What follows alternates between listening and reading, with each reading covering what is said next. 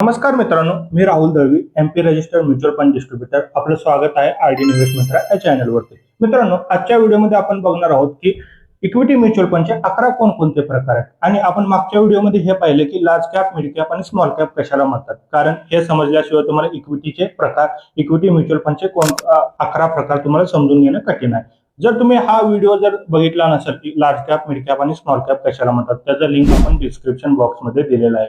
आणि जर तुम्ही म्युच्युअल फंड कशाला म्हणतात आणि म्युच्युअल फंडचे कोणकोणते मेन प्रकार आहेत तेही मिस केला असेल तर त्याचाही लिंक डिस्क्रिप्शन बॉक्समध्ये दिलेला आहे. तर चला पाहूया इक्विटी म्युच्युअल फंडचे 11 कोणकोणते प्रकार आहेत. पहिला प्रकार large cap fund. Large cap fund म्हणजे काय? अशी फंड जो प्रामुख्याने लार्ज कॅप मध्ये गुंतवणूक करतो. लार्ज कॅप म्हणजे काय? पहिल्या 100 कंपनी, बरोबर.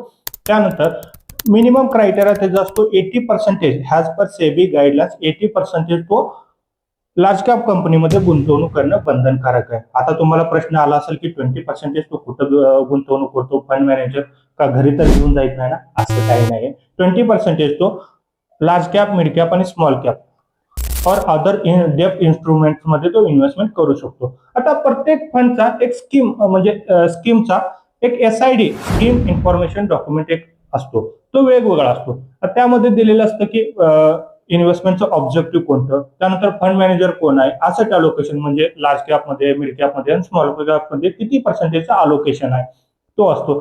त्यानंतर त्या फंडचा बेंचमार्क कोणता आहे, एक्झिट लोड काय आहे, एक्सपेन्स रेशिओ काय आहे, हे तिन्ही वर्ड आपण पुढल्या व्हिडिओमध्ये इन डिटेल मध्ये बघणार आहोत. ओके. तर आता दुसरा प्रकार कोणता? दुसरा प्रकार आहे mid cap fund. Mid cap fund मध्ये 65% तो इक्विटी मध्ये म्हणजे मिड कॅप फंड मध्ये गुंतवणूक करणं बंधनकारक आहे. रिमेनिंग तो फंड मॅनेजरच्या स्कीम इन्फॉर्मेशन डॉक्युमेंट नुसार तो रिमेनिंग फंड तो लार्ज कॅप, मिड कॅप या स्मॉल कॅप मध्ये अलोकेशन करतो. बाकीचे रिमेनिंग तो फंड मॅनेजर वरती थोडाफार डिपेंडेंट राहतो. ओके. तिसरा fund same small cap fund. 65% तो स्मॉल कॅप कंपनीमध्ये गुंतवणूक करत असतो. आता चौथा प्रकार येतो तो म्हणजे लार्ज कॅप आणि मिड कॅप फंड. हा कॉम्बिनेशन फंड आहे. ह्यामध्ये मिनिमम क्रायटेरिया असतो 35% तो लार्ज कॅप मध्ये गुंतवणूक करणं, त्यानंतर 35% असतो तो मिड कॅप मध्ये गुंतवणूक करणं. हे बंधनकारक आहे ह्याज पर सेबी गाईडलाईन्स. ओके. त्यानंतर पाचवा आणि सहावा मोस्ट कन्फ्युजिंग दोन्ही फंड आहेत. कारण अनेकांना वाटतं की दोन्ही सेम फंड आहे, त्यात काही डिफरन्स नाही असं लोकांना वाटतं, म्हणजे इन्व्हेस्टर लोकांना वाटतं जे नवीन मार्केटमध्ये गुंतवणूक करण्यासाठी येतात त्यांना. कारण इक्विटी आता पाचवा फंड आहे तो मल्टी कॅप फंड आणि सहावा फंड आहे तो फ्लेक्सी कॅप फंड. आता हे दोन्ही फंड तिन्ही कॅप मध्ये म्हणजे लार्ज कॅप मध्ये, मिड कॅप मध्ये आणि स्मॉल कॅप मध्ये तिन्ही मार्केट कॅप मध्ये गुंतवणूक करतात. आता तुम्हाला पण तिन्ही मध्ये गुंतवणूक करतात तर सेमच वाढत असत, बट नाही, असं काही नाही. कारण त्याचा मिनिमम इन्व्हेस्टमेंट क्रायटेरिया वेगवेगळा आहे. कारण मल्टी कॅप फंड मध्ये 25% तो लार्ज कॅप मध्ये, 25% तो मिड कॅप मध्ये आणि 25% तो स्मॉल कॅप मध्ये गुंतवणूक करणं बंधनकारक आहे as per SEBI guidelines multi cap fund मध्ये. आणि त्यानंतर फ्लेक्झी कॅप मध्ये तो फंड मॅनेजरवर डिपेंडेंट असतो. त्या फंड मॅनेजर फ्लेक्झिबल असतो, बट त्याला एक कंडिशन आहे, 65% तो इक्विटी मध्येच गुंतवणूक करणं आहे. त्यामध्ये तो लार्ज कॅप मध्ये पण गुंतवणूक करत असतो, मिड कॅप मध्ये पण गुंतवणूक करत असतो आणि स्मॉल कॅप मध्ये पण गुंतवणूक करत असतो. त्याला वाटलं 50% तो लार्ज कॅप मध्ये गुंतवणूक करू असं तो करू शकतो, बट ते मल्टी कॅप मध्ये नाही. मल्टी कॅप मध्ये इच फंड मध्ये तो 25% त्याला गुंतवणूक करणं बंधनकारक आहे. सेव्हन्थ जो टाईप आहे तो आहे फोकस्ड फंड. आता फोकस्ड फंड म्हणजे काय? फोकस्ड फंड म्हणजे असे जे 30 स्टॉक्स आहेत, जे 30 कंपनी आहेत, त्यामध्ये प्रामुख्याने गुंतवणूक करत असतो फंड मॅनेजर. त्याच्या माहितीनुसार, त्याच्या अनालिसिसनुसार, त्याच्या स्ट्रॅटेजीनुसार तो 30 कंपन्यांमध्येच, मॅक्सिमम 30 कंपन्यांमध्येच गुंतवणूक करत असतो. अदर फंड जर तुम्ही बघितला तर 50, 100 अशा कंपन्या असू शकतात, बट ह्यात फोकसली मेन टार्गेट 30 कंपन्यांवरती केलेला राहतो. फोकस्ड फंड म्हणतात त्याला. आठवा फंड येतो व्हॅल्यू फंड. व्हॅल्यू आणि कॉन्ट्रा फंड असे स्टॉक जे आता सध्या अंडर व्हॅल्यूड आहेत आणि येणाऱ्या काळात त्याचं फ्युचरमध्ये चांगला रिटर्न भेटू शकतो, अशा स्टॉक्स मध्ये तो fund manager under value stock मध्ये तो गुंतवणूक करत असतो येणाऱ्या फ्युचरचा अनालिसिस करून. ओके. त्यानंतर येतो नववा फंड आपला dividend yield fund. Dividend yield fund म्हणजे काय? अशा कंपन्या ज्यामध्ये प्रामुख्याने डिव्हिडंड देतो. आता डिव्हिडंड म्हणजे काय हा प्रश्न तुम्हाला आला असेल. डिव्हिडंड म्हणजे काय? ज्या कंपनीला सेक्टर वाईज म्हणजे क्वार्टरली वाईज त्यांचा रेव्हेन्यू, त्यांचा प्रॉफिट जर चांगला परतावा जर त्यांना त्या कंपनी थ्रू, त्यांच्या प्रोडक्ट थ्रू मिळाला असेल तर तो त्यातनं काही पर्सेंटेज डायरेक्टली तो प्रॉफिट शेअर करतो शेअर होल्डरला, त्यालाच आपण डिव्हिडंड म्हणतो. आता अशा डिव्हिडंड देणाऱ्या कंपन्यांमध्ये तो गुंतवणूक करत असतो, डिव्हिडंड यील्ड फंड.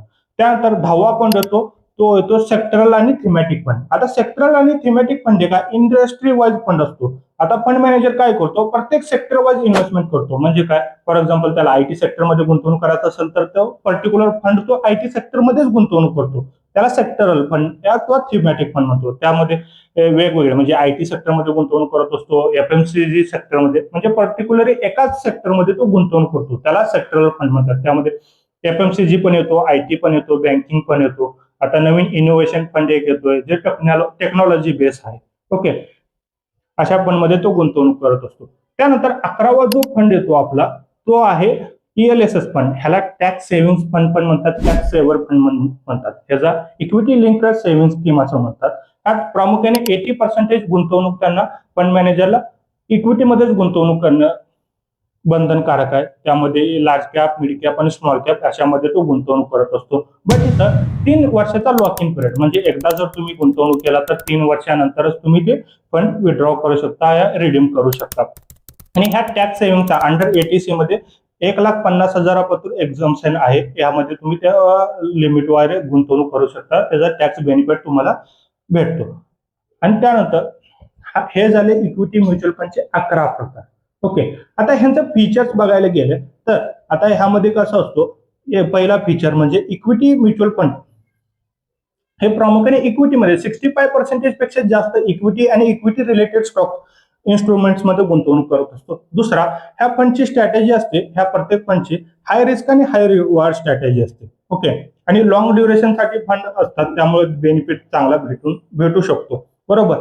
आणि कॅपिटल गेनचा वगैरे तुम्ही टॅक्सेशनचं बघितला तर लॉंग टर्म कॅपिटल गेन मध्ये 12.5%चा तुम्हाला टॅक्स लागतो. त्यामध्ये 1,25,000चा एक्झम्पशन आहे. ते शॉर्ट टर्म मध्ये बघायला गेला तर तुम्ही 20%चा तुम्हाला शॉर्ट टर्म गेन. आता लॉंग टर्म कशाला म्हणतात आणि शॉर्ट टर्म कशाला म्हणतात हे तुम्हाला लास्ट व्हिडिओमध्ये सांगितलेलं, तरी पण मी तुम्हाला परत एकदा क्लिअर करतो. लॉंग टर्म म्हणजे 365 दिवसाच्या पुढील गुंतवणुकीस लॉंग टर्म म्हणतात, आणि शॉर्ट टर्म म्हणजे 365 दिवसाच्या आतील गुंतवणुकीस, म्हणजे एका वर्षाच्या आतील गुंतवणुकीस आपण शॉर्ट टर्म असे म्हणू शकतो. तर हे आहेत इक्विटी म्युच्युअल फंडचे 11 प्रकार, आणि ते कोणकोणते आहेत ते तुम्हाला डिटेलमध्ये सांगितलेलं आहे. आणि जर तुम्ही आमचे व्हिडिओ जर लाईनीनुसार क्रमवार जर बघितला तर प्रत्येक व्हिडिओ एकमेकाशी लिंक्ड आहे. जर तुम्ही व्यवस्थित व्हिडिओ बघत असाल तर तुम्हाला ते समजून येईल. आणि असाच व्हिडिओ नवीन व्हिडिओ बनवत राहू आपण. आणि तुम्ही या चॅनलला लाईक करा, शेअर करा, सबस्क्राईब करा. भेटूया आपण पुढील व्हिडिओमध्ये. धन्यवाद.